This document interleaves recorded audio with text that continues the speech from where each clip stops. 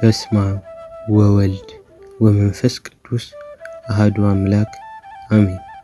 በምልጃው ፈጥኖ በመድረስ የሚታወቀው በምድረ ግብጽ ታላቅ ከሆኑ ሰማዕታት ቀዳሚው ስሙን ጠርተው የማይጠግቡት ከሰማዕታት መካከል አንዱ የሆነው ዛሬም ድረስ ለጆሮና ለዓይን ድንቅ የሆኑ ተአምራትን የሚያደርግ የሚፈጽም ባለበጎ መድኃኒት ፈዋሽና አማላጅ የሆነው የቅዱስ ሚናስ ወይም ማር ሚና ገድል ይህ ነው።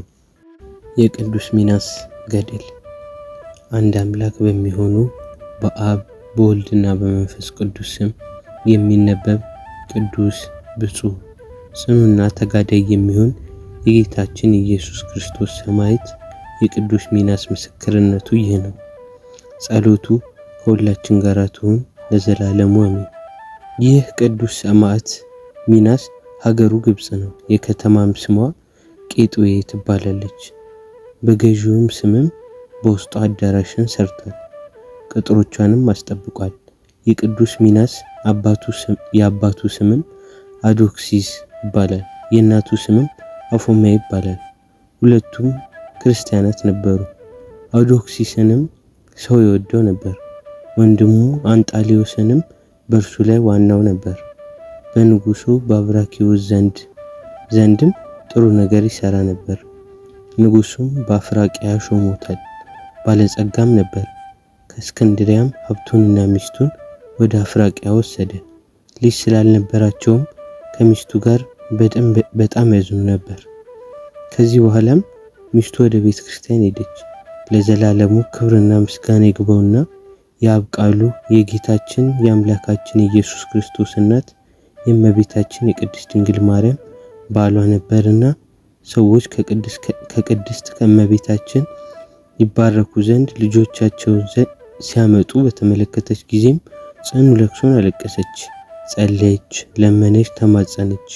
ከእመቤታችን ከማርያም ስዕልም አሜን የሚል ቃልን ትሰማለች። ከዚህም በኋላ ትጸንሳለች፣ ልጅንም ትወልዳለች። ስሙንም ሚናስ አለችው። ይህን ስም ከሃይማኖት ከማመን የተነሳ አግኝተዋለችና አባቱም ስለ እርሱ ተደሰተ። ከእስር ቤት የነበሩ ወንጀለኞችንም ፈታ፣ ለድሆችንም ብዙ ገንዘብ መጽውቷል። ባደገ ጊዜም የሚያስፈልገውን መለኮታዊ ጥበብ ያለባቸውን መጻሕፍት አስተማረው። ይጾምና ይጸልይም ነበር። 11 ዓመት የሆነውም አባቱ ሞተ። ከ3 ዓመት በኋላም እናቱ ሞተች። በብቸኝነትም ፈጽሞ አዘነ። የሙት ልጅም ሆነ። ገንዘብን ሁሉ መጸወተ። በጾምና በጸሎት ተወስኖ በቤተ ክርስቲያን ኖረ። ከአባቱ በኋላ በአፍራቂያ የተሾመው ገዢም ፈጽሞ ይወደው ነበር። ሰግዶም ወሰደው፣ ወታደርም አደረገው። ያን ጊዜም እድሜው 15 ነበርና ከእርሱ በታች እንደራሱ አድርጎ ሾመው። በጋይዮስ በአውልሪዮስ በፍልስዮስና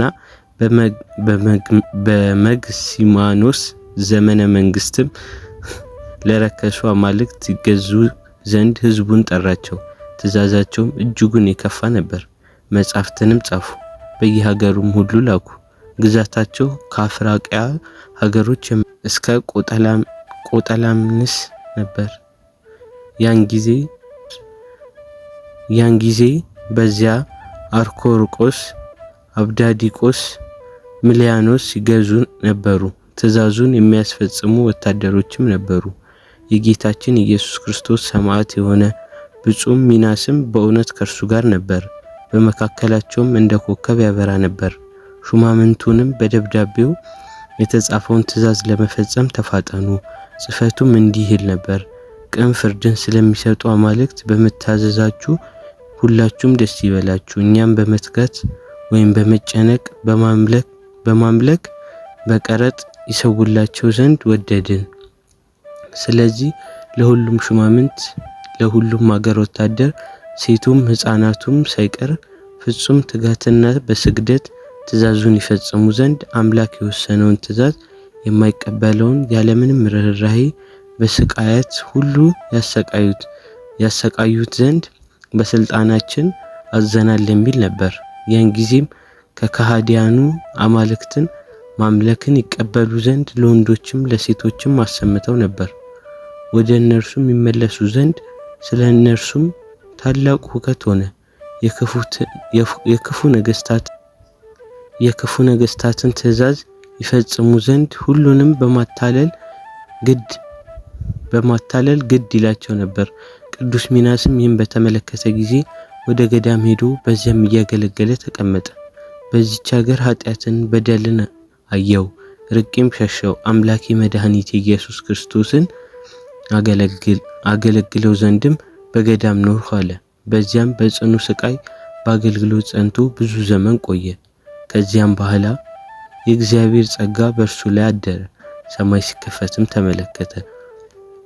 የብርሃን አክሊልን በተሸለመውና ምስክርነታቸውን ሰማዕትነታቸውን ባከናወኑ ሰዎች ራስ ላይ የሚያኖሩ ብርሃናውያን መላእክት የተሞላ ነበር። በታላቅ ክብርም እንደ ፀሐይ ያበሩ ያሳርጓቸውም ነበር። ከዚህም በኋላ ቅዱስ ሚናስ በጌታችን በኢየሱስ ክርስቶስ ስም ሰማዕት ይሆን ዘንድ እንዲህ ሲጸልይ ከሰማይ ቃል ጠራው። ሚናስ ሆይ አንተ ብፁዕ ነህ፣ ተጠርተሃል። ከታናሽነት ጀምሮም እስከ ዛሬ ድረስ በጎ ሕሊናን ገንዘብ አድርገሃልና በፍቅራቸው ያደግ አንተ በተቀደሰች ሥላሴ አምሳል የማይጠፉ 3 አክሊሎችን ትቀዳጃለህ። አንዱ ስለ ድንግልናህ ነው፣ አንዱ ስለ ምናኔህ ነው፣ አንዱ ስለ ምስክርነት ነው። በብዙ ሰማዕታት የበለጠ ይሆናል። ስምህም ክቡር ነው። ብዙ ሰዎችም ከሁሉም ሀገር ይመጣሉ። በግብጽ ሀገር በስምህ ወደ ታነጸችው ቤተክርስቲያንም ይገሰግሳሉ። ኃይልን፣ ድንቅ ነገርን፣ ተአምርን ከተቀደሰው ሥጋ የሚደረገውን ፈውስንም ይመለከታሉ አለው። ያን ጊዜም ይህን ነገር ሰምቶ ፍጹም ደስታን ተደሰተ። ተነሳም። ከሃዲዎቹ ለጨዋታው ተሰብስበው ያሉም በመንፈስ ከፍ ከፍ አለ። መኳንንቱም ሰውም ሁሉ በተሰበሰቡበትም ይዘምር ጀመር። ወደሚያጎሳቁለኝ ሰዎች መጣው፣ ስለኔ ለሚጠይቁ ሰዎች ተገኘሁ አለ። እነርሱም ደነገጡ፣ ዝምም አሉ። በክርስቲያናዊ አለባበስ በተመለከቱ ጊዜም ተጋድሎውን አደነቁ። ገዢውም አንተ ማነህ አለው። ቅዱስ ሚናስም የፍጥረት ሁሉ ንጉሥ የሚሆን የኢየሱስ ክርስቶስ አገልጋይ ነኝ አለው። ገዢውም ልጄ ሆይ በዚህ አይነት አለባበስ ከዚህ የገባህ አንተ ልዩ ነህን? ሕዝቡንስ በትምህርት ከመግዛት ትከለክላቸዋለህን? አለው። የሚያውቁትም ነበሩ። ገዢውንም ይህን ወታደር እናውቋለን፣ በአውጣዲቆን ዘንድ ነበር አሉት። ገዢውም ወታደር ነህን? አለው። ቅዱስ ሚናስም አዎ በፊት ወታደር ነበርሁ፣ ስለ ካዳችሁ ግን ተውኋችሁ አላቸው። ገዢውም የተለየህ ወይም ክርስቲያን ካልሆንክ ለምን ተውከን? አለው። ገዢውም ያስሩት ዘንድ አዘዘው። በማግስቱም ወደ አደባባይ መጣውና ከሃዲው ገዢ ወደዚህ ሜዳ ትገባ ዘንድ እንዴት ደፈር? ተግዛጽ እንደሚያደርግ እኔ ክርስቲያን ነኝ በማለት ነገስታትን አዋረድሃቸው። እስኪ ንገረኝ፣ ወታደሬ መሆንን ለምን እምቢ አልህ? ይህን ያህል ጊዜ ቆይተህ የት መጣህ? አለው። ቅዱስ ሚናስም አዎ በፊትህ ወታደር ነበሩ፣ ስለ ካዳችሁኝ ግን ተውኋችሁ አለው። ቅዱስ ሚናስም እኔ ከግብጽ ሰዎች ወገን ነኝ፣ የሰማያዊ ንጉሥ ወታደር ለመሆን ስለፈለኩም ኃላፊ ጠፊ የሆኑ አማልክትን ተውኋል። መስፍኑም እስከ ዛሬ ድረስ የት ቆየህ? አለው። ቅዱስ ሚናስም እግዚአብሔርን ከማያውቁት ጋር የምጠፋ በጫካ ከአንበሶች ጋር ብኖር ወደድሁ አለው። በእጃቸው አመፅን ከተሞሉ ለሕይወቴ ጠላት ከሆኑ ከኃጢአተኞች ጋር ነፍሴን አታጥፋት የሚል ጽሑፍ አለና አለው። ገዢውም ዛሬም ለአማልክት ሰዋ፣ አንተ ወታደር ስለሆንክ ጥፋትን ይቅር እንልሃለን። ሰውዬ ሆይ ክርስቲያናዊ ወታደር መሆንህን እንደ ተውህም በራስህ ማል። ቀርበህም ለአማልክት ሰዋ፣ ወደ ሹማምንትህም ተመለስ፣ ራስህንም ከስቃይ ጠብቃለሁ። ቅዱስ ሚናስም እኔ ነገስታትን ንጉሥ ላገለግል ወዳለሁ፣ ከሞት ይልቅ የነጻነትን አክሊልም እቀዳጃለሁ። በማስፈራራት ወደምትፈልገው የምትወስደኝም አይምሰልክ። አምላኬ ከኢየሱስ ክርስቶስ ስለተገዛው ስቃዩን ሁሉ ቀላል አድርጌዋለሁ አለው። መስፍኑም በአራት በኩል ወጥራችሁ እሰሩትና በከብት ጠፈር ግረፉት። አንተ ወታደር ሁንና ወደ ንጉሱ ትእዛዙን ተመለስ በሉት አለ። ብፁዕ ሚናስም የክርስቶስ ወታደር ብሆን ወደ ታላቁ ንጉስ ወደ ክርስቶስም በመለስ ይሻለኛል አለ። ያን ጊዜም ደሙ በወደቀበት ምድር እስኪሞላ ድረስ ጽኑ ግርፋትን ገረፈው። መስፍኑም ስገርፋት ፈጽሞ ከመቆራረጥ በፊት ለአማልክት መስዋዕት ሰዋ አለው። ብፁዕ ሚናስም አመፅን የምትመሰክር ሰው ሆይ በክፉ ስቃይህም አልመለስም፣ ሂድ። የሚቻለው ረዳቴ እግዚአብሔርም ይችን ስቃይ ፈውስ ያደርጋታል አለው። ገዢውም በደነደነ ልቦናው ደግማችሁ ግረፉት፣ በእንጨትም ስቀሉት፣ ስጋውንም ቆራርጡት አለ። ሲቆራርጡትም ገዢው ሚናስ ሆይ በዚህ ስቃይ ደነገጥህን? ይህ ግርፋትስ ታወቀህን? አለው። ቅዱስ ሚናስም በዚህ ስቃይ ሐሳቤን የምትለውጥ መሰለህን? አለው። እኔ ክርስቶስ ወታደር ነኝ፣ እንድበረታም ይረዳኛል አለው። ገዢውም እንደገና አሰቃዩት። ሌላ ንጉስ ካለ ንጉስህን አሳየን በሉት አላቸው። ቅዱስ ሚናስም ሰማያዊውን ንጉስ ተሳድበሃልን? አለው። ገዢውም አምላክ ማን ነው የምትለውን አላውቀውም አለው። ብፁዕ ሚናስም በቀድሞ የነበረና ሁሉን የፈጠረ የሕያው የእግዚአብሔር ልጅ ኢየሱስ ክርስቶስ ነው አለው። መስፍኑም ስለ ኢየሱስ ክርስቶስ ነገስታቱ እንደተቆጡ አላወቅህምን? አለው። ክርስቶስን የሚጠራም ሁሉ እንዲፈረድባቸው አዘዙ። ስሙን ለማመስገን ለምን ትበረታለህ? ቅዱስ ሚናስም ቢቆጡ በእኔ ምን አገባህ? እኔ ይህን መገዛት ዘውትር ልጠብቀው እሻለሁ፣ ከዚህ ከንቱ ዓለምም እድናለሁ። እንዲህ የሚል ጽሑፍ አለና የክርስቶስን ፍቅር ማን ያስተወኛል? ሐዘን ነውን? ችግር ነውን? መራቆት ነውን? የእግዚአብሔር አገልጋይ ማሸነፍ የሚቻለው እንደሌለ አውቃለሁ አለው። ገዢውም በሌላ አካል እንደሚሰቃይ እነሆ ለመከራ ተዘጋጅተሃል አለው።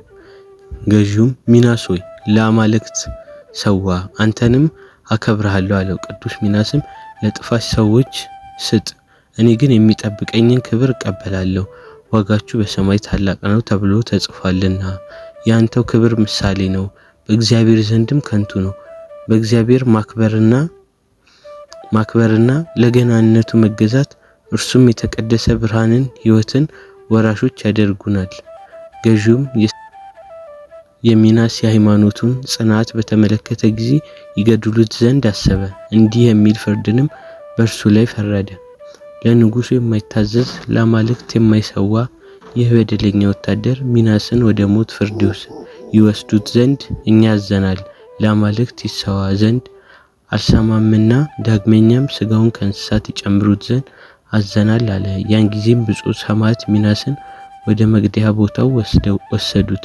የሀገሩም ሰዎች ሁሉ የቅዱስ ሚናስን ምስክርነት እንደተደሰተም በብሩህ ፊት ወደ ሞት ሲሄድ ይመለከቱት ዘንድ ተከተሉት። ለክርስቲያኖች አርአያም ነበር። ለሚያውቃቸውም ሃይማኖትን ያስተምራቸው ነበር። ስለ መንግስተ ሰማያትም ያስብ ነበር።